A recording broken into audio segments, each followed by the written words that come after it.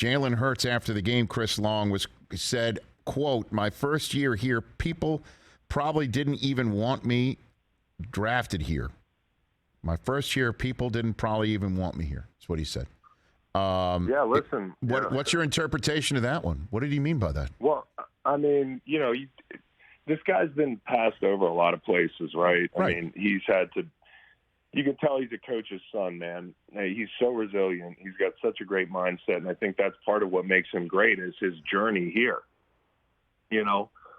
It's been difficult. There have been times where he's had to be really mentally tough, and I think he was thrust into such an unfair situation. But Howie Roseman's foresight was great. I mean, I did not think the move was necessary. I'm not going to sit here and say, I knew it all along.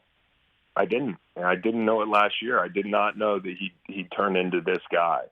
So everything that he's been through, his, being resilient. So he's not referring. He's not referring to the GM then. I mean, was he referring to fans? Was he referring to Peterson? Doug, like the benching in Game 256 in his first year. There is still a head scratcher. He won't answer the question when asked what happened then. So you're talking about his benching. Well, I'm not saying they were tanking, but Well, so then I'm just wondering if that has who didn't want him there. Like, what gives him the impression? A lot of fans, I'm sure. Okay. At that point, you still had a franchise quarterback that you thought might turn into that version of Carson Wentz that we saw in 2017. And, a lot of the media probably questioned the decision.